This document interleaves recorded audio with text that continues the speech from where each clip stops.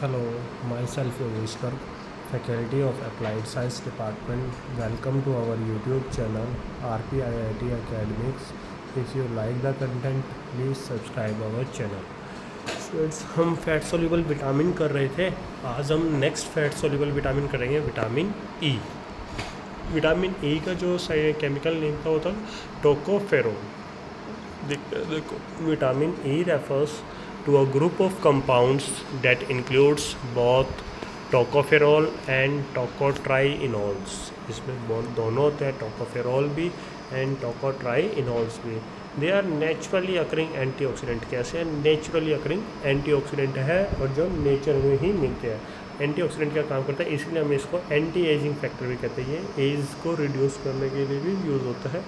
Skin को जो झुर्रियाँ पड़ जाती है उनमें अच्छा होता है, इसको कम करता है ये झुर्रियों को. Is also called as anti ageing factor.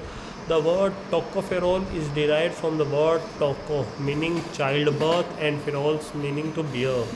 जिसका मतलब क्या, टोको मीन्स होता है चाइल्ड बर्थ, जैसे बच्चे का जन्म, और फेरोल्स मीन्स बियर, होल्ड करना. It is a yellow oily liquid freely soluble in fat solvent. Yellow liquid होता है और सोल्यूबल कैसे होता है, फैट सॉल्वेंट में, क्योंकि हम जानते हैं फैट सोल्यूबल विटामिन है. Tocopherol alpha beta gamma delta have been obtain from natural resources. ये इसकी अलग अलग फॉर्म है जो हमें कहाँ से मिलती है, नेचुरल रिसोर्स से मिल जाती है. ये नीचे जो दिखाया है टोकोफेरोल का स्ट्रक्चर है. नेक्स्ट है dietary source of vitamin E, कि डाइट में हमें कहाँ से विटामिन ई मिलता है. पहले फर्स्ट आलमंड्स इसके रिच सोर्स है.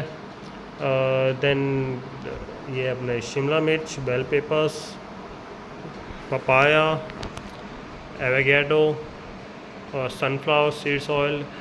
जितने भी ऑयल्स हैं उन सब से हमें विटामिन ई मिलता है. चाहे कोई भी ऑयल आ जाए, इसका sunflower oil, olive oil, coconut oil, इन सब से हमें विटामिन ई मिलता है. ठीक है, ये अलग अलग इसके सोर्स दिखाए हुए हैं.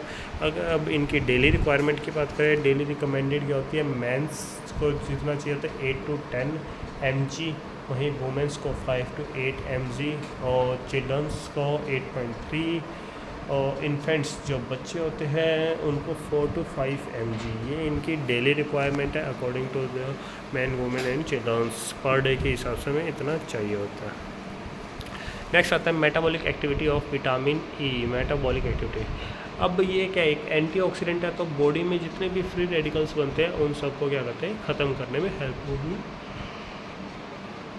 Free radicals such as superoxides, hydroxyl ions and nitric oxides all contain an unpaired electron. Free जो रेडिकल्स होते हैं उनमें एक अनपेयर्ड इलेक्ट्रॉन का होता है, जो क्या करता है बॉडी के अंदर अलग अलग रिएक्शंस को एक्टिवेट कर देता है. जैसे कैंसर की एक्टिविटी उनको एक्टिवेट कर सकता है. तो विटामिन ई का काम है उन फ्री रेडिकल्स को ख़त्म करना.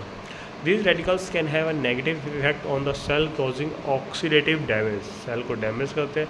Date leads to cell death, और साथ में ही सेल की डेथ हो सकती है. Antioxidant such as vitamin E prevent cell damage by binding to the free radicals. कैसे बचाते हैं, उनके साथ बाइंड करके, and neutralizing its unpaired electron, और अनपेयर्ड इलेक्ट्रॉन को न्यूट्रलाइज कर देते हैं. For example, when vitamin E binds to O negative or O2, they form an intermediate structures that is converted to a tocopheryl quinone. फिर क्या होता है, अगर एग्जांपल ये है, विटामिन ई जब इनसे बाइंड कर जाता है तो एक हमारे पास इंटरमीडिएट कंपाउंड बनता है जिसको कहते हैं एल्फा टोकोफेरेक्विनोल्स. ठीक है, ये इसकी दो मेटाबॉलिक एक्टिविटी की नेक्स्ट हम नेक्स्ट वीडियो में करेंगे.